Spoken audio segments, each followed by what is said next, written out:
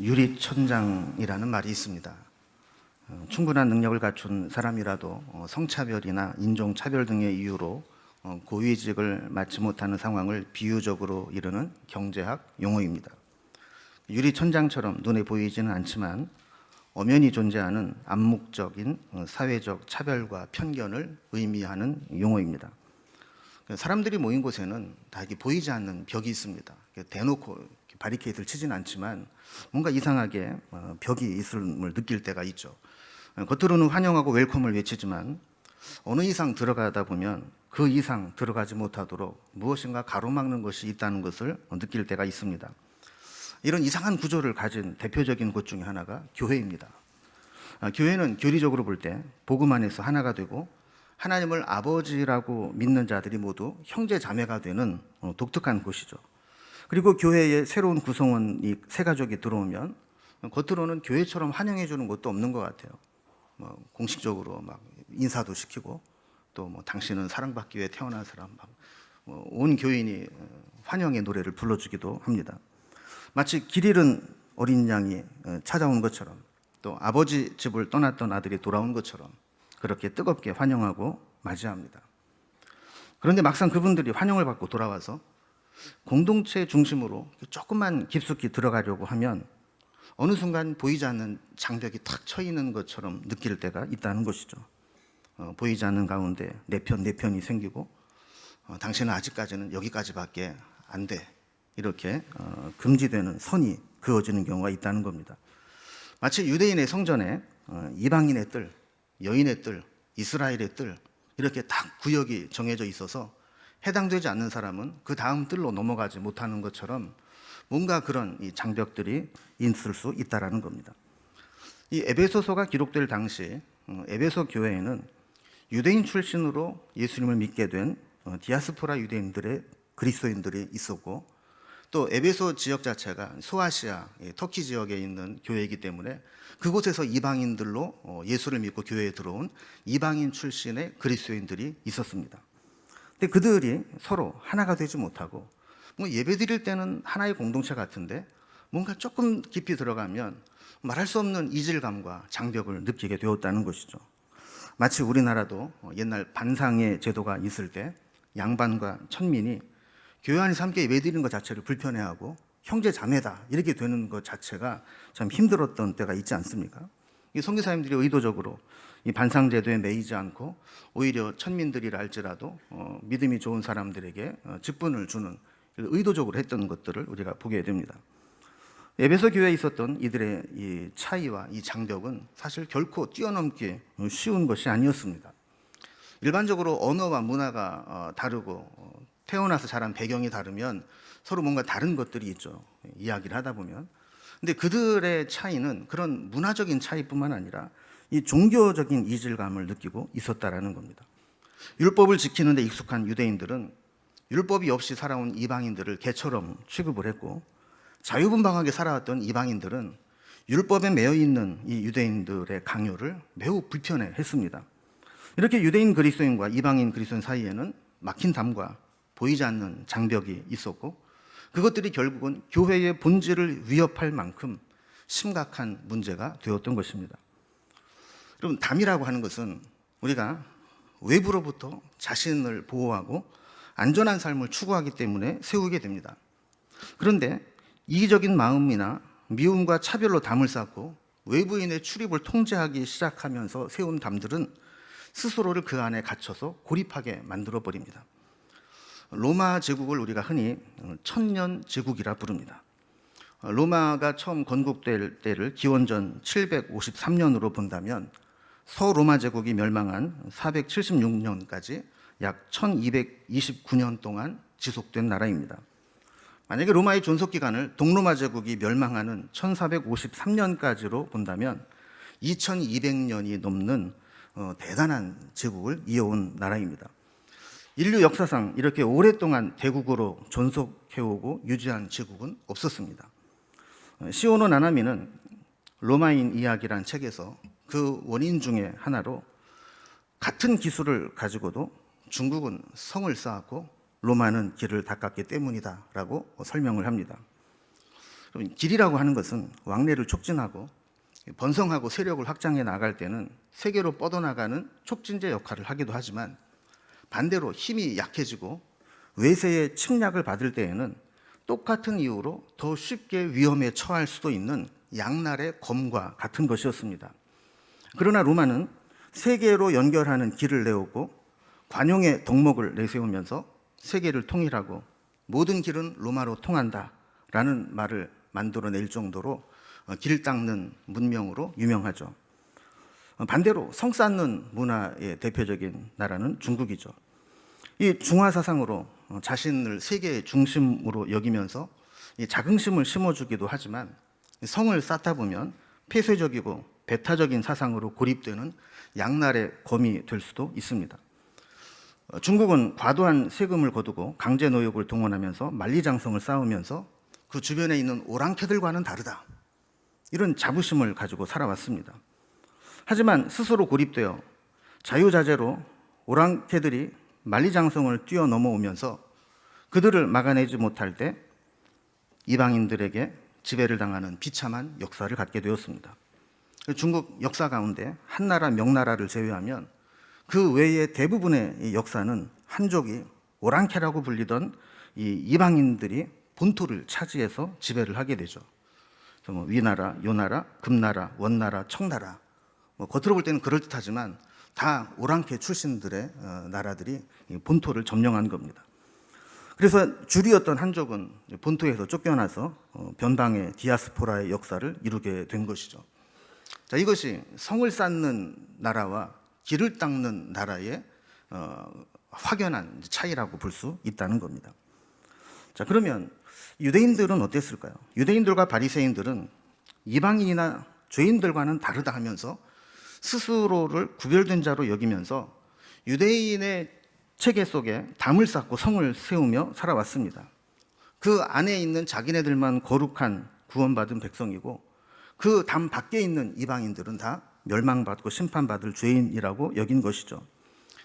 그러나 복음이 들어오면서 이러한 담들이 허물어지기 시작하고 예수님의 제자들과 바울은 이렇게 보이지 않았던 담들을 다 허물고 복음의 길을 닫기 시작했던 것입니다.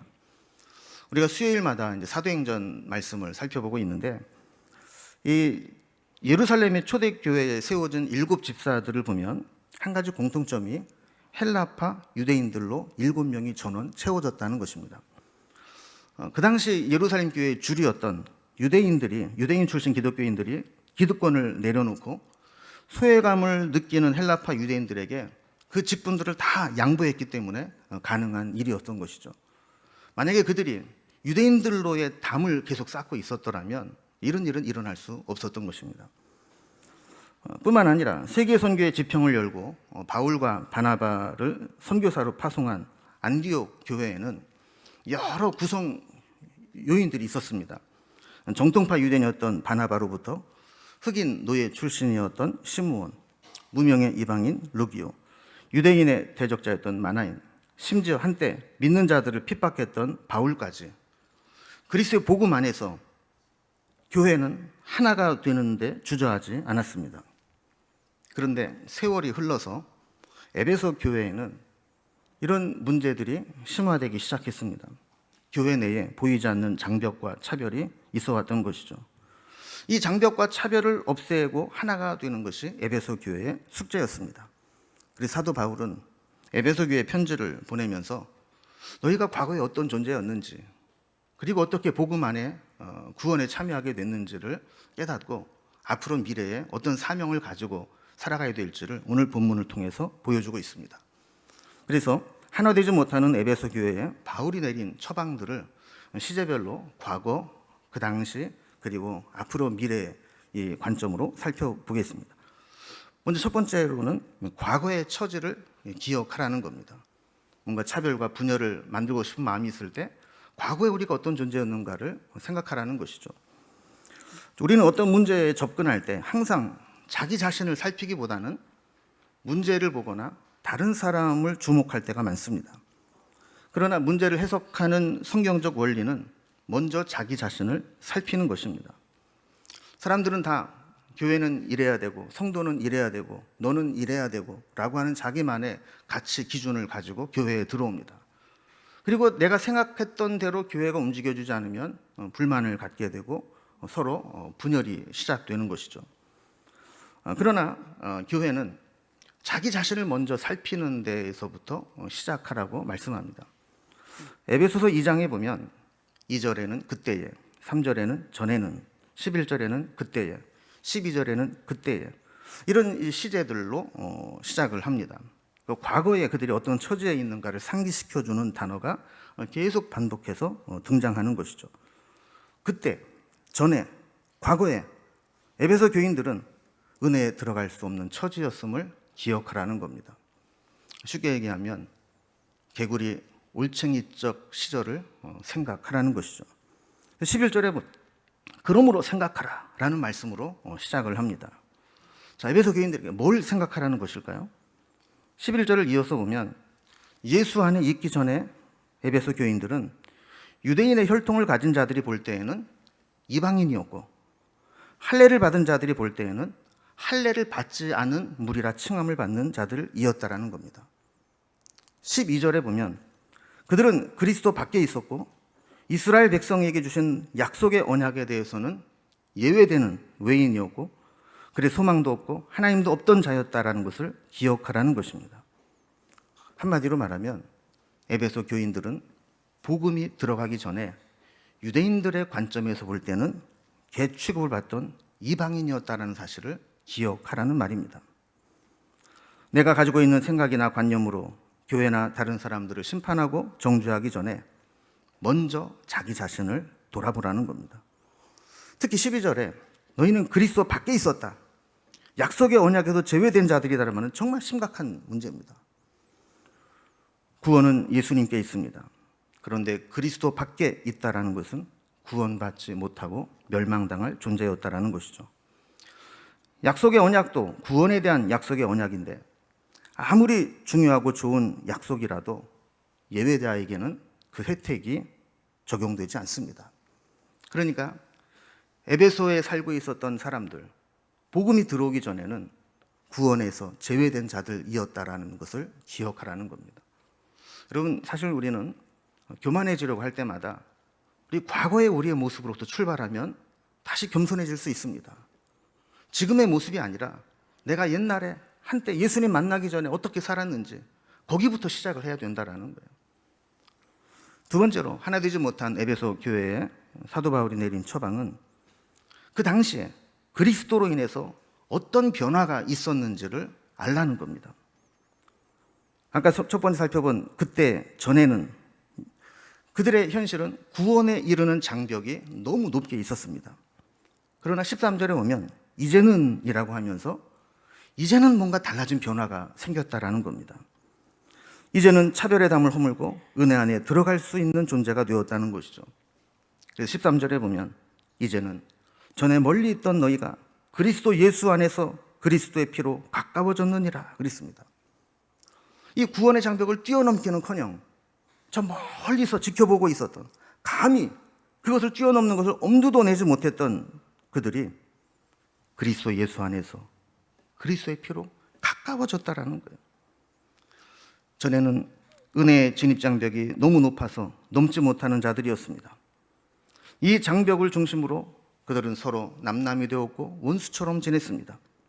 15절 중간에 보면 그 중간에 있던 담은 법조문으로 된 계명의 율법이라고 설명하고 있습니다. 유대인들이 받은 율법, 그 율법을 중심으로 유대인과 이방인을 구분했습니다. 구원받도록 선택받은 자와 심판받도록 저주받은 자들을 구별했습니다. 율법이 있느냐 없느냐, 율법을 지키고 살았느냐 율법을 지키지 않고 살았느냐로 구원의 기준을 삼는 높은 장벽이 있었다라는 것이죠. 그런데 한순간에 그 장벽이 와르르 무너지는 사건이 발생합니다. 하나님께서 하나님의 아들을 보내어 그 장벽을 허물고 분리하던 중간담을 무너뜨리신 것입니다. 중간에 막힌 담이 허물어지고 나니까 둘로 나뉘어졌던 것들이 하나로 합해지는 놀라운 역사가 일어나게 된 것이죠. 이렇게 장벽을 허문 것은 다름 아닌 예수 그리스도라고 사도 바울은 강조합니다. 13절에 보면 전에 멀리 있던 너희가 그리스도 예수 안에서 그리스도의 피로 가까워졌다. 그리스도 안에서 가까워졌다. 또 14절에 보면 중간에 막힌 담을 자기 육체로 허물었다. 이렇게 말씀을 하는 거죠. 15절에 보면 이 둘을 자기 안에서 한 새 사람을 지어 화평하게 했다. 이렇게 말씀하고 있고 16절에 보면 십자가로 이 둘을 한 몸으로 화목하게 했다라는 겁니다. 결국 예수 그리스도가 그동안 오랜 세월 동안 지탱하고 있었던 이 장벽을 무너뜨리고 그리스도의 몸으로 십자가에 열린 보혈로 우리를 하나가 되게 만들어 주셨다는 겁니다. 마치 마태복음 27장 51절에 기록된 것과 같이 예수님께서 십자가에 달려 돌아가시는 순간 성전의 성소와 지성소 사이의 휘장이 위로부터 아래까지 찢어져 그 벽들이 사라지고 하나님 앞에 누구나 나아갈 수 있는 길이 열려진 것과 같은 것입니다. 그러니까 예수님이 오셔서 십자가에 달리시고 보혈을 흘려주신 것은 이렇게 막힌 것을 허물게 되었고 우리가 하나가 되어 화목하게 되는 역사를 일으켰다라는 겁니다. 그래서 우리는 예수 그리스도로 말미암아 허물어진 담으로 인해서 하나가 되었다는 사실을 기억하고 다시 그 담을 쌓아서는 안 되는 것입니다. 세 번째로 하나 되지 못하는 에베소 교회에 향한 바울의 처방은 그렇다면 이제 앞으로 우리에게 어떤 사명이 있는가를 생각하라는 것입니다. 과거에는 구원의 장벽에 진입할 수도 없는 존재였습니다. 그런데 하나님의 아들 예수 그리스도를 통해서 우리 앞에 있는 구원의 장벽을 허물어 주셨습니다. 그렇다면 우리는 어떻게 살아야 될까요? 19절에 보면 그러므로 이제부터라는 말씀을 통해서 이제 장벽과 담이 허물어져 구원의 은혜 안으로 들어가게 된 우리가 우리 주변에 남아있는 담들을 허물고 하나가 되게 하는 사명이 있다는 것을 우리에게 가르쳐 줍니다. 이제 우리는 새로운 피조물이 되었음을 기억해야 됩니다. 19절에 보면 그러므로 이제부터 너희는 외인도 아니요 나그네도 아니요 오직 성도들과 동일한 시민이요 하나님의 권속이라 그랬습니다. 외인이라는 말은 영어 성경에 보면 외국인이라고 번역이 되어 있습니다. 우리나라에 살고 있어도 외국 국적을 가진 외국인은 대한민국 국민으로서의 권리와 국민이 받을 혜택을 온전히 누리지 못합니다. 나그네는 이방인 방문하는 손님이 잠시 들렸다는 것을 의미하는 겁니다.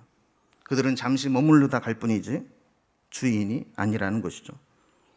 그러나 이제 성도들과 동일한 시민이 되었고 하나님의 권속이 되었다라고 설명합니다. 이 권속이라는 말은 우리가 요즘에 잘 쓰지 않는 말인데 한자를 직접 풀면 돌아볼 무리라는 뜻입니다. 그러니까 이 가장의 입장에서 보면 돌볼 의무와 책임이 있는 식구다, 이런 뜻을 가지고 있는 단어입니다. 자, 그러니까 우리 예전에는 외국인이었고 이방인이었고 손님이었지만 이제 하나님이 우리를 하나님 나라의 동일한 시민으로 여겨주시고 하나님이 돌보실 의무와 책임이 있는 하나님의 식구가 되었다는 것입니다. 얼마나 놀라운 변화이고 은혜입니까? 그렇다면 우리에게는 어떤 사명이 있고 왜 주님은 우리를 그렇게 부르셨을까요? 우리는 하나님이 세우기를 원하시는 교회를 세워나갈 사명이 있기 때문이라는 것을 이야기합니다. 그래서 우리 교회를 건물에 비유해서 설명을 합니다. 20절을 보면 너희는 사도들과 선지자들의 터 위에 세우심을 입은 자라 그리스도 예수께서 친히 모퉁이 돌이 되셨느니라 그랬습니다. 여러분, 건물을 지을 때 제일 필요한 거 두 가지를 얘기하라 그러면 뭘까요? 건물을 지을 때 제일 먼저 뭘 하죠? 땅을 사야 됩니다. 땅이 없으면 건물을 세울 수 없죠. 그 땅을 샀으면 건축 자재를 가지고 건물을 지어 나가야 되는 거죠. 여기에도 보면 성도는 사도들과 선지자들의 터 위에 세우심을 입은 교회라고 말씀합니다. 이 사도라는 말은 사도들의 신앙 고백 전통을 말하는 것이고 선지자라고 하는 것은 선지자를 통해 예언된 말씀의 성취로 오신 예수님을 의미하는 겁니다. 사도들의 신앙 고백과 예언의 성취로 오신 예수님, 그것이 우리가 집을 짓는 터요, 기본이라고 이야기를 하는 것이죠. 그리고 예수님은 그 위에 친히 모퉁이 돌이 되셨다라고 말씀합니다. 이 모퉁이 돌이라고 하는 말은 우리에는 익숙한 말은 아닌데, 이 터 위에 건물을 떠받치고 있는 중심이 되는 돌, 우리는 주춧돌이라고 알고 있는 돌입니다. 모퉁이 돌의 영어 성경에 보면 The chief cornerstone이라고 되어 있습니다. 땅이 있고 집을 지으려면 기준이 되는 4개의 모퉁이에 큰 기초석을 세우고 거기에 기둥을 세우고 연결을 해서 집을 지어 나가게 되죠. 그런데 기준이 되고 메인이 되는 코너스톤, 이 주춧돌이 바로 예수 그리스도라는 것입니다. 사도들의 신앙 고백과 선지자들의 말씀의 터 위에 예수님께서 모퉁이 돌이 되어 주셨습니다. 그렇다면 이제 나머지 기둥을 세우고 서로 연결시켜서 집을 짓는 그 사명은 누구에게 있느냐? 교회에게 있다는 거예요. 교회는 이렇게 막힌 담을 허물고 그리스도의 복음 안에서 새롭게 지어져 가는 건물과 같다라는 것이죠. 그래서 21절과 22절을 보면 그의 안에서 건물마다 서로 연결하여 주 안에서 성전이 되어가고 너희도 성령 안에서 하나님이 거하실 처소가 되기 위하여 그리스도 예수 안에서 함께 지어져 가느니라 그랬습니다. 함께 지어져 간다. 이게 노란색 글씨를 보면 앞부분에는 되어 가고라고 했고 뒷부분에는 지어져 가느니라 그랬습니다. 그러니까 완료형이 아니라 진행형이란 얘기죠. 우리는 계속해서 하나가 돼서 하나의 건물을 지어져 나가야 되는 사명이 있다는 것을 의미하는 겁니다. 하나님께서 하나님의 아들을 통해서 막힌 담을 다 허무셨습니다. 그리고 예수 그리스도의 터 위에 다시 우리를 교회로 하나로 세우기로 만드셨습니다. 그런데 지금 우리 사회를 보면 너무 분열이 심하고 하나됨이 깨어져가는 안타까운 현실들을 보게 됩니다. 우리 민족은 위기를 만나면 무서울 정도로 단합해서 위기를 극복하는 장점을 가진 민족입니다. 오죽하면 우리나라의 별명이 있는데 국난 극복이 취미인 나라. 평소에는 지지고 싸우는 것 같은데 뭔가 위기 상황을 만나면 하나가 돼서 똘똘 뭉쳐서 국난을 헤쳐나가는 저력이 있는 민족이라는 겁니다. 태안 원유 유출 사고 때 123만 명의 자원봉사자들이 그 현장을 찾아가서 인간띠를 형성하면서 손으로 일일이 바위에 묻은 기름들을 다 닦아냈습니다. 전문가들은 사고가 처음 터졌을 때 수십 년이 지나도 이전 상태로 돌이키는 것은 불가능하다고 했지만 우리나라는 2년 반 만에 태안 지역의 생태계를 복원하는 데 성공했습니다. IMF 외환위기를 만났을 때 다른 나라들은 국가가 국민을 걱정하는데 우리나라만 국민이 국가를 걱정해서 집에 있는 금부치 다 가지고 나와서 이거라도 팔아서 달러를 사들이고 외환위기에서 벗어나고자 해서 외환위기를 극복한 유일한 나라입니다. 코로나가 터졌을 때 우리가 선진국이라고 알고 있던 모든 대부분의 나라들이 무방비 상태로 무너지고 방역이 흔들릴 때 우리나라만 유일하게 사회를 봉쇄하지 않고 이겨낸 나라가 되었습니다. 요소수 사태 때 다른 나라 사람들은 사재기를 하고 이득을 챙기려고 했지만 우리나라 곳곳에는 구급차는 돌려야 된다고 하면서 119 구조대에 자기의 요소수를 몰래 놓고 가는 사람들이 전국에서 발견되게 되었습니다. 대단한 것은 아니라 할지라도 우리나라는 길거리에서 조금 곤란한 상황을 만난 사람들을 만나면 누구라고 할 것도 없이 팔을 걷어붙이고 도와줄 수 있는 나라입니다. 그런데 종종 이와는 전혀 상반된 모습이 나타나기도 합니다. 위기와 국난 앞에는 일치된 단결성을 보여주는 반면 이유 없는 미움과 분노에 사로잡혀 살아가기도 합니다. 지역주의 갈등에서 세대 간의 갈등, 남녀 간의 젠더 갈등, 진보와 보수의 갈등, 금수저와 흑수저의 갈등과 같이 다양한 갈등 요인들을 가지고 살아가다가 어디엔가 뇌관이 터지면 폭발해버리고 말아갑니다. 특히 정치 문제나 불공정의 문제에는 지나칠 정도로 분노하며 분열이 되어가고 있습니다. 에즈라 클라인이라는 사람이 쓴 우리는 왜 서로를 미워하는가라는 책에 보면 이런 갈등을 조장하고 갈라치기와 편가르기를 만들어내는 주범을 정치로 봅니다. 그 책에 보면 이런 명제가 나옵니다. 정치는 왜 똑똑한 사람을 바보로 만들까? 이념화되고 정치에 편중되다 보면 그 똑똑한 사람들이 정상적인 판단을 못하고 바보 같은 결정을 내리게 된다는 겁니다. 이 책을 보면 우리나라만 그런 것이 아니라 공화당과 민주당, 양당 체제를 오랫동안 유지해온 미국도 점점 정치적으로 양극화되어가는 현실을 잘 보여줍니다.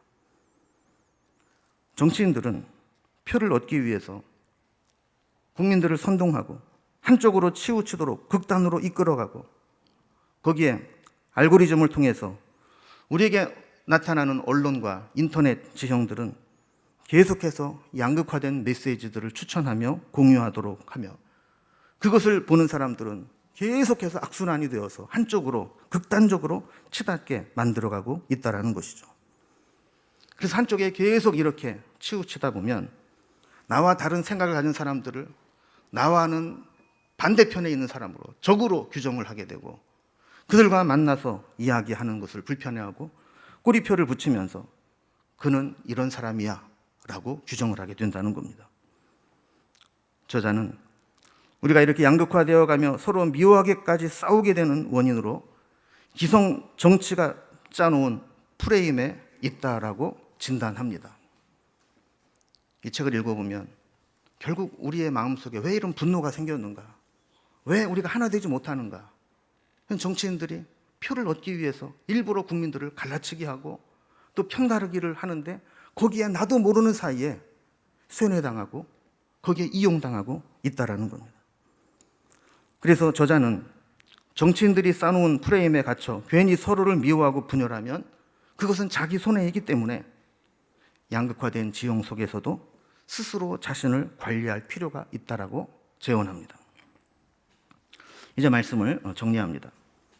주님은 구원과 은혜의 장벽이 되는 막힌 담을 허시고 우리를 하나로 만드셨습니다. 우리도 이 하나됨의 은혜를 지켜야 됩니다. 먼저는 하나님과 우리 사이에 막힌 담을 허물어야 합니다. 그리고 성도와 성도들 사이에 막힌 담도 허물어야 합니다. 그리고 교회와 세상 사이에 막힌 담도 허물어야 합니다. 나와 다른 사람들 사이에 막힌 담도 허물어야 합니다. 고린도후서 5장 18절에 보면 모든 것이 하나님께로서 났으며 그가 그리스도로 말미암아 우리를 자기와 화목하게 하시고 또 우리에게 화목하게 하는 직분을 주셨으니라고 말씀했습니다. 주님이 십자가에서 자기 몸으로 우리를 하나가 되게 하신 것처럼 주의 제자들에게도 화목하게 하는 직분을 맡기셨다라는 겁니다. 이어서 19절에 보면 화목하게 하는 말씀을 우리에게 부탁하셨느니라 라고 말씀합니다.